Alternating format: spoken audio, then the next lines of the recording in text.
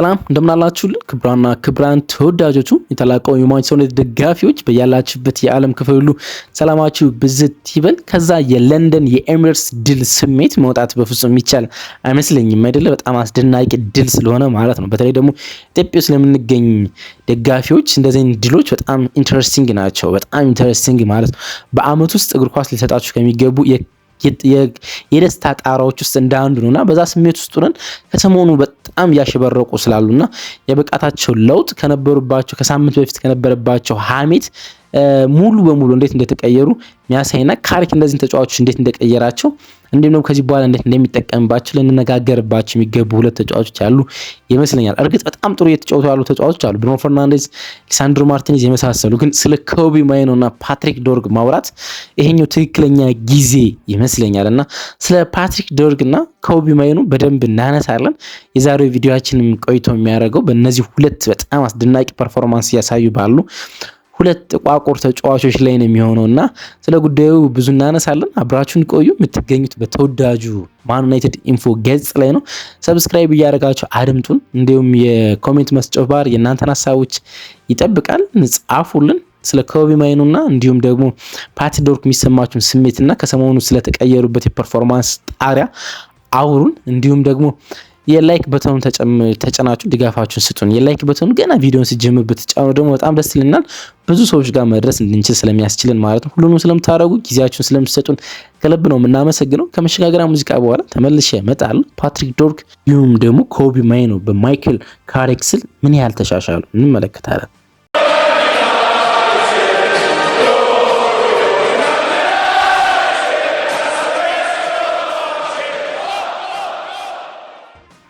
የማይክል ካሪክ የማንቸስተር ዩናይትድ ቤት ያለ ህይወት በጣም አስደናቂ ነው አይደለም? በማንቸስተር ዩናይትድ ቤት ውስጥ 5 ጨዋታዎች ያሉት 2021 ላይ የነበሩት 3 መርሃ ግብሮችና አሁን ደግሞ ያሉት ተካታይ 2 የለንደን እና የማንቸስተር ከተማ ድሎች ማለት ነው።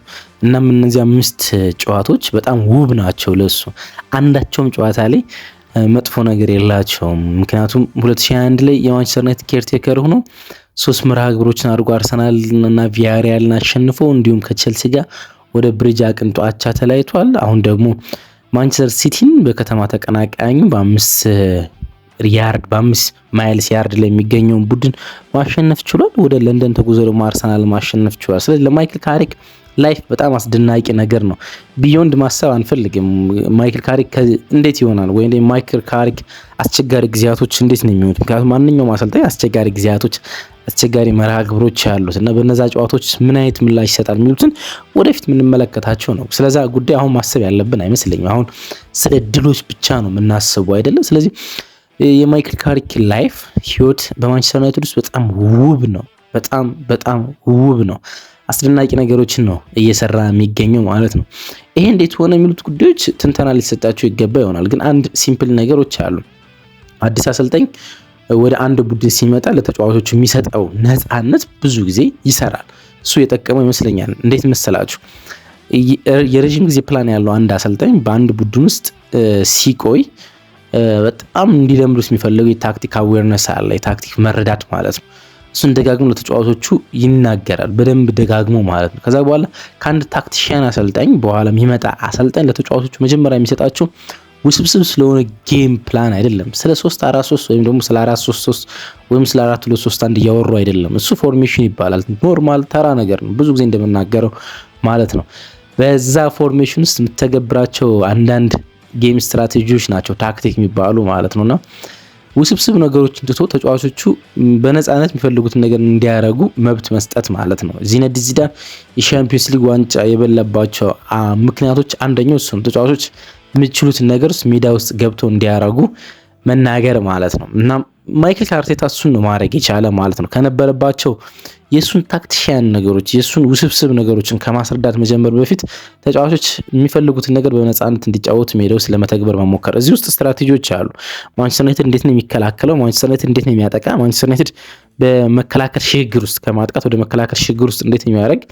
እንዲህ ማንቸስተር ዩናይትድ ከመከላከል ወደ ማጥቃት ሽግግር ውስጥ እንዴት ነው የሚያደርገው የሚሉት ጉዳዮች ኢንተረስቲንግ ናቸው። ምክንያቱም በደንብ የሚታዩ ጉዳዮች ስለሆኑ ሜዳ ውስጥ ማለት ነው። በሲቲውም በአርሰናሉም ጨዋታ ማለት ነውና እነዚህ ጉዳዮች እንዳሉ ናቸው። ግን በዛ ውስጥ ግን ለተጫዋቾች የተሰጠ በጣም የሚገርም ነፃነት አለ። ለምሳሌ ማንቸስተር ዩናይትድ እንዴት እንደሚከላከል አሁን በእነዚህ ሁለት ጨዋታዎች ሲገቡ ነገሮች አሉ አይደለ? ወደ ኋላ ሜዳ ክፍል ሄዶ ካስሜሮ ከጎናቸው ከተከላካዮች ጎን እንዳይርቅ በማድረግ ካስሜሮ ረጅም የሜዳ ክፍል እንዳይከላከል በማድረግ የካስሜሮ በጣም ኤፊሺየንሲ የሆነውን ብቃት ለ90 ደቂቃ ለማግኘት መሞከር ተመልክተናል። ካስሜሮ እንግዲህ ከማንቸስተር ዩናይትድ ጋር እንደሚለያይ እርግጥ ነው አይደል? ግን የአርሰናል ጨዋታ አልቆ በኤሚሬትስ ተመልክታችሁት ከሆነ ከማይክል ካሪክ ጋር ያለውን ነገር ለማይክል ካሪክ ሁሉንም ነገር ለመስጠት የተዘጋጀ ወታደር ነው የሚመስለው። በዚህ እድሜ ውስጥ በ34 ዓመቱ ኦልሞስት ሊጠጋው ነው። በዚህ እድሜ ውስጥ 90 ደቂቃ ውስጥ በትልቅ ኢነርጂ ተጫውቷል። ይሄ የሆነበት ዋና ምክንያት ካስሜሮ የሚከላከላቸው የሜዳ ክፍሎች መቀነስ መቻልና የካስሜሮን ዲዩቲ መቀነስ ነው። እሱ ስትራቴጂ ይባላል። ዝም ብሎ አይደለም የሚደረገው፣ በቃል ብቻ አይደለም የሚሆነው። በጣም ብዙ ተጫዋቾች ጥሩ እየተጫወቱ ነው። ሁሌም ጥሩ የሚጫወቱት ብሩኖ ፈርናንዴዝ፣ እንዲሁም ደግሞ ማንቸስተር ዩናይትድ እሱን ሲያገኝ ከኳስ ጋር በጣም የላቀ የሚሆነው ሊሳንድሮ ማርቲኔዝ በጣም ጥሩ እየተጫወቱ እንደሆነ ማንሳት ይቻላል አይደለም? ብሩኖ ፈርናንዴዝ በሮበን አሞሪም ሲጫወትበት ከነበረው 6 ቁጥር ሚና ላይ አንድ ስቴፕ ከፍ ብሎ 10 ቁጥር ሆኗል። ግን ደግሞ ወደ ኋላ መስታብ በሚኖርበትና ከወማይኑ በቢልድ አፕ ጊዜ ለመውጣት በሚቸገርበት ጊዜ ወደ ኋላ ወጥቶ ሲጫወትም እንዲሁ ለመመልከት ችለናል።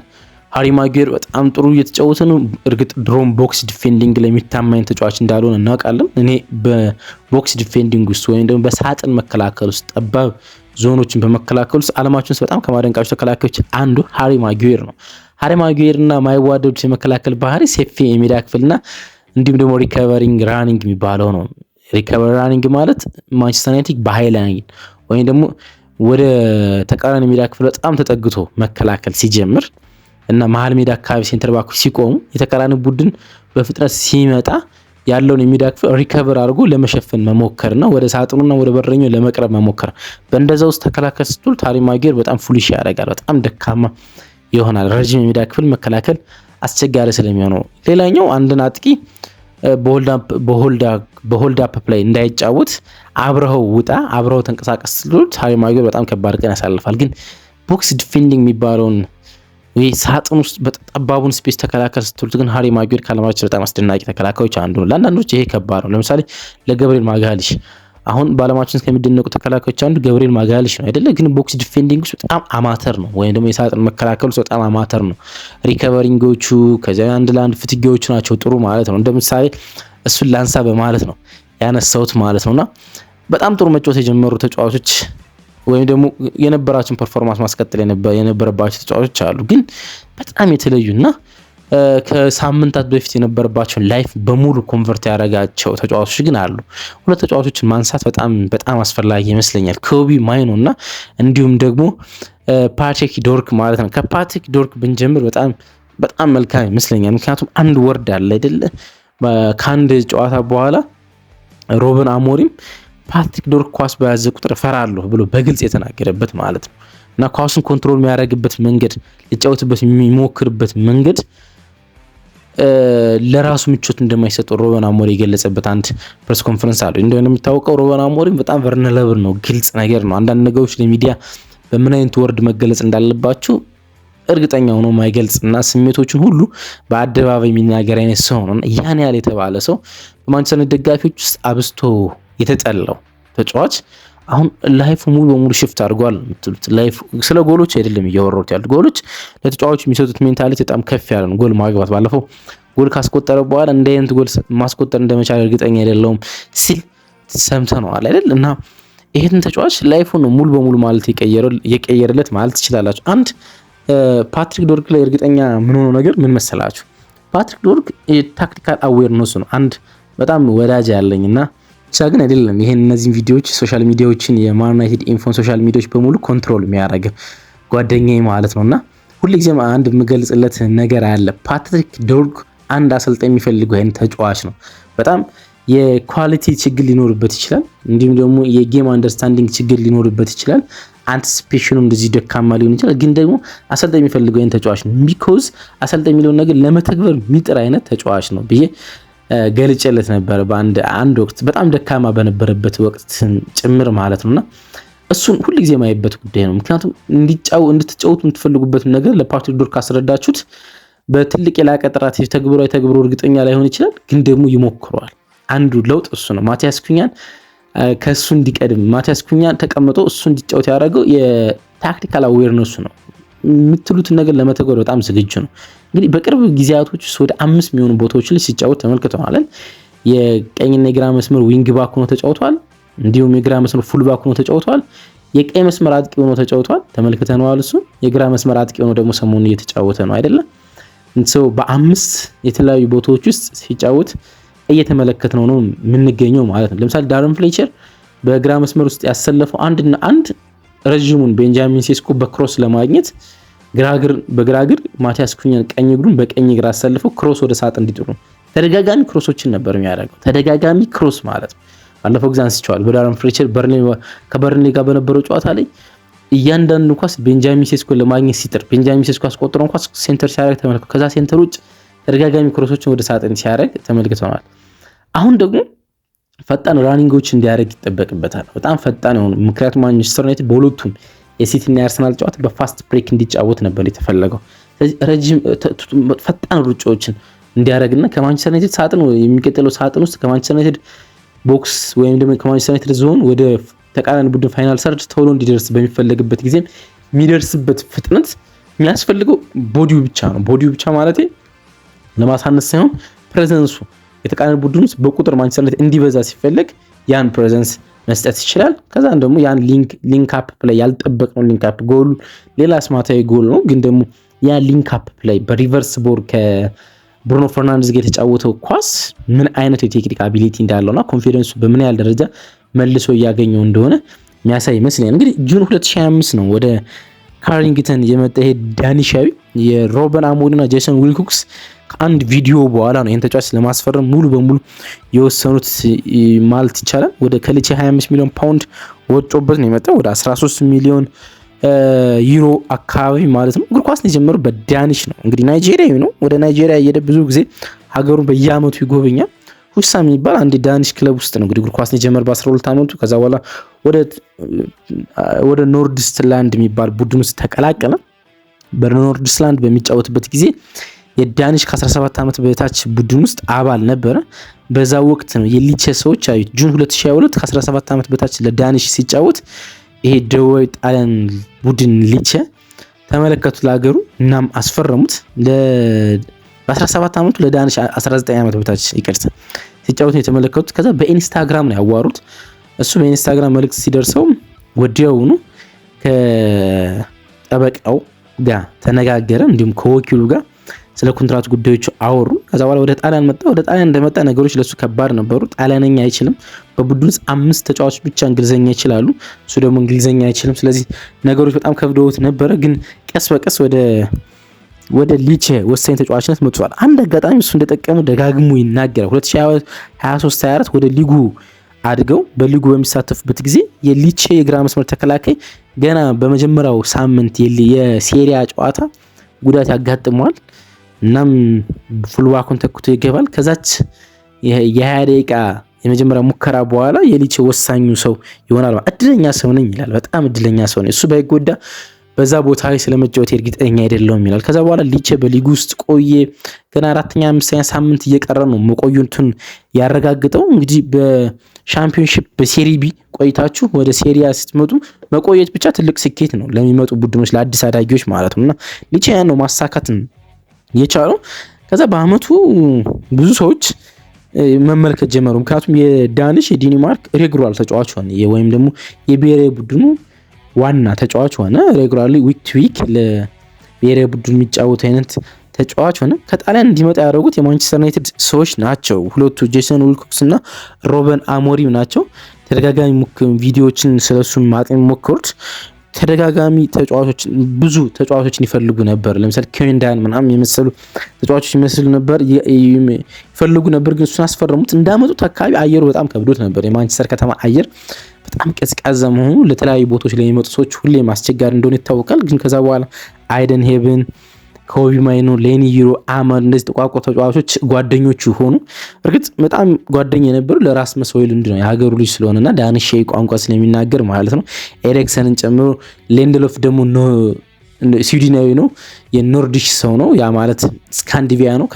ከነዚህ ጋር ጥሩ ግንኙነት ነበረው። ከዛ በኋላ ግን ብዙ ጓደኞችን ያስፈረም መላመድ ጀመረ። ግን በሚፈልገው ደረጃ ለማንቸስተር ዩናይትድ ነገሮች መስጠት አልቻለም። ባለፉት 7 ጨዋታዎች የመጀመሪያ 90 ደቂቃ ማረክ ከጀመረ በኋላ ግን ነገሮች የተቀየሩ 2 ጎልና 2 አሲስት አሉት። 5 የተለያዩ ቦታዎች ተጫውቷል። በአፍኮን የማንቸስተር ዩናይትድ ስኳድ ሲሳሳ በተለይ ፊት መስመሩ ነበረ ወደዚህኛው ወደ ፊት ፖዚሽን መምጣት የጀመረ በሩበን አሞሪም ስም በዳረን ፍሬሸርም ወደፊት መምጣት ችሏል። ግን ደግሞ በጣም አስፈሪ ተጫዋች ሲሆን የመጣው ግን በካሪክ እንደሆነ በግልጽ መናገር ይቻላል። ሌላኛው ላይፉ ተቀየረ የምንለው ተጫዋች ኮቢ ማይኖ ነው። የኮቢ ማይኖ ቶታሊ መቀየር ነው። ቢኮዝ የእንግሊዝ ብሔራዊ ቡድን የዓለም ዋንጫ ስኳድ የቋሚ አሰላለፍ ተጫዋች ነው። የአውሮፓ ዋንጫ የቋሚ አሰላለፍ ተጫዋች ነው። እንግሊዝ አለ ብላ ከምታምነው አማካኝ ዲክላን ራይስ ጎን ላይ እስከ ፋይናል የተጓዘ አይነት ተጫዋች ነው። ስለዚህ ክላስ ነው። ስቲል 20 ዓመቱ ነው። በጣም ብዙዎቹ 20 ዓመቱ መሆኑን ይረሳሉ። አንዳንድ አሰልጣኝ የሆነን ተጫዋች ሲጠላው ወይም ደግሞ ሳይፈልገው ሲቀር እኛም ደጋፊዎቹ ከዛ ተጫዋች ጋር ያለን ቁርኝት ይራራቃል አይደለም። ምክንያቱም ጥቂት ደቂቃዎችን አግኝቶ ሲገባ ያን ፐርፎርማንስ መመልከት ስለማንችል ማለት ነው። ለዛ ነው ብዙ ተጫዋቾች ከማንቸስተር ዩናይትድ ሲወጡ ምንም ያልመሰለን። ለምሳሌ አላንድሮ ጋርናቾ እኔ አስፈሪ የመስመር ተጫዋች ይሆናል ብዬ አስብ ነበር፣ ግን የመስመር ተጫዋች ጋር ብዙ ግንኙነት በሌለው ሩበን አሞሪም ስር ፍጹም ተለያዩ። ሲወጣ ግን የማንቸስተር ዩናይትድ ቶፕ ስኮረር ሆኖ ነው የወጣ። ያን ያህል አስፈላጊ ላይሆን ይችላል፣ ግን አንዳንድ አሰልጣኞች ከአንዳንድ ተጫዋቾች ጋር ያላቸው ግንኙነት የሆነን ተጫዋች በደንብ ሲጎለው እንመለከታለን። ኤሪክ ቴን ሃግን ተመልክተናል። ጆዜ ሞሪኖ ጋር ተመልክተናል። የሆኑ ተጫዋቾች የሆኑ አይነት ባህሪ ተመልክተናል። ሩበን አሞሪም እና ኮቢ ማይኖ ፍጹም የማይዋደዱ ሰዎች ሆኑ። አንደኛው የማይግባቡት ረዥም የሜዳ ክፍል መሮጥ ስለማይችልና ያለው አትሌቲዝም ነበር፣ ግን በጣም ጥሩ አማካኝ እንደሆነ ተመልክተናል። በጋሪ ሳውዝጌት ሌላ ስራ በጣም ከሚጠይቀው አሰልጣኝ ጋር ማለት እና ሊጠቀምበት ፍጹም ፈቃደኛ አልሆነም። ሩበን አሞሪም አንድ የግሪን ስፒድ ጨዋታ ላይ ብቻ ነበር በቋሚ አሰላለፍ ሲገባ። በሊጉ ምንም አይነት ፈርስት ላይን አፕ ውስጥ አልገባም። ግን መጣና ካሪክ ላይፉን ቀየረው ማለት ትችላላችሁ። በአንዴ ታምናላችሁ? በአንዴ ስለ ኮንትራት መወራት ጀመር። ማንቸስተር ዩናይትድ ኮንትራቱን ስለማድስ አበባ ማውራት ጀመር። ሙሉ በሙሉ የኮቢ ማይኖ እና የማንቸስተር ዩናይትድ የኮንትራት ወሬ ቆሞ ነበረ። ማንቸስተር ዩናይትድ ግን ኮንትራቱን ሊያድስለት ይፈልግ ነበር፣ ግን ኮቢ ማይኖ ፈቃደኛ አልነበረም። የመጫወቻ ጊዜ እያገኘ ስላልነበረ ማለት ነው። አሁን ግን ስለ ኮንትራቱ መወራት ተጀመረ አይደለም። በጣም አስደናቂ ነው። ለምሳሌ በአርሰናሉ ጨዋታ 100% ትክክል የሆነ የሎንግ ፓስ የረጅም ኳስ ማቃበል ስኬት ነበር። በጨዋታው አጠቃላይ 85% የተሳካ ኳስ ማቃበል ነበሩ። 4 ሪከቨሪንጎች ነበሩት፣ 51 ተቾች ነበሩት። 4 ፓሶችን ወይም ደግሞ 4 ኳሶችን ወደ ፋይናል ሰርድ ወደ አርሰናል ላይን ማስገባት ችሏል። 2 የጎል ድሎችን መፍጠር ችሏል። 1 ሹትና 1 አሲስት ነበረው። ፍጹም በጣም አስደናቂ እንደሆነ መመልከት ይቻላል። አንድ በጣም የሚገርም ነገር አለው ከሱ ጋር በፕሬሸር ጊዜ ያለው ኮምፖዥር በጣም ይገልጽ ነው። ይሄን እንዴት እንደማስረዳ አላውቅም፣ ግን ተጫዋቾች የተቃራኒ ቡድን ተጫዋች ጫና በሚያደርጉበት ጊዜ ጫና የሚፈልግበት መንገድ የሚቀበሉበት መንገድ ከዛ በኋላ ሰውነቱን ሮቴት አድርጎ ለቡድኑ አጋሮች ስፔስ የሚሰጥበት መንገድ በጣም አስደናቂ ነው። አሁን የማንቸስተር ዩናይትድ የቢልድ አፕ የመጀመሪያ መነሻ ተጫዋች ነው። የመጀመሪያ መነሻ ማለት ነው። ሊቻ ለሱ ኳሱን ሲሰጥ በጣም በምቾት ውስጥ ነው የሚሰጠው ማለት ነው። አሁን እነ ካራጋር ስለ እንግሊዝ ብሔራዊ ቡድን ድጋሚ መጠራት ማንሳት ጀምሯል። እንግዲህ የሱን ቦታ አሁን ኤሊት አንደርሰን እየተጫወተበት ይገኛል። የኖቲንጋም ፎርስ የአማካኝ ስፍራ ማለት ግን እንግሊዛውያን የሆኑ ሰዎች አሁን ስለዛ ቦታ እንዲያስብ እድል እየሰጡት ነው። እንግዲህ ቀሪ ጨዋታዎች ይኖሩታል ከካሪክ ጋር ቀሪ የፕሪሚየር ሊግ በርከት ያሉት ጨዋታዎች። በእነዛ ጨዋታዎች ውስጥ እንዴት ይጫወታል የሚለው ኢንተረስቲንግ ነው። እርግጥ ለካሪክ ይሄኛውም ይሰራል። እንግዲህ ካሪክ 2 ትልልቅ ጨዋታዎችን አድርጓል። የሚድ ቴብል ቡድኖችን በፕሪሚየር ሊግ ውስጥ ያሉ የሚድ ቴብል ቡድኖችን አልገጠመም እስካሁን። ስለዚህ በሳምንቱ መጨረሻ ላይ ከፉልሃም ጋር እንዴት ይሆናል በኦልትራፎርድ፣ ከዛ በኋላ ስፐርስን በኦልትራፎርድ ይጫወታል። ሌላ የሃይ ትራንዚሽን ቡድን ነው። ስፐርስ ግን ደካማ ቡድን ነው። ወደ ለንደን አቅንቶ ደግሞ ከዌስትሃም ጋር ይጫወታል። ከነዚህ ጨዋታዎች ጋር ምን አይነት ምላሽ ይሰጣል ካሪክ ባጫወት በተለይ ደግሞ በሎ ብሎክ የሚጫወቱ ቡድኖች ጋር እንዴት ነው የሚጫወተው? ማቲያስ ኩንና ቤንጃሚን ሴስኮ እንዴት ነው የሚጠቀመው? ወደ ላይን አፕስ እንዴት ነው የሚያመጣቸው የሚሉትን ጉዳዮች ለማየት ኢንተረስቲንግ ነው። ከዛ ማንቸስተር ዩናይትድ በሎ ብሎክ በሚጫወትበት ጊዜ ማለት በሃይ ብሎክ በሚጫወትበት ጊዜ በሃይ ፕሬዘንስ በሚጫወትበት ጊዜ የተቃራኒ ቡድን ማንቸስተር ዩናይትድ አርሰናልና ሲቲ ጋር እንደተጫወተው በትራንዚሽን ይጫወታል። ያኔ ካውንተር አታኮችን ካስሜሮና እንዲሁም ደግሞ ኮቢ ማይኖ እንዴት ነው የሚቆጣጠሩት የሚሉትን ለማየት ያጓጓል። ግን እስካሁን ያለውን ጉዳይ ግን ኢንጆይ ማድረግ ያለብን ይመስለኛል። እነዚህን ጉዳዮች ለማንሳት ነው የመጣሁት። አብራችሁ ስለነበራችሁ ከልብ አመሰግናለሁ። ቀናችሁ ብሩህ ይሁን። እንወዳችኋለን።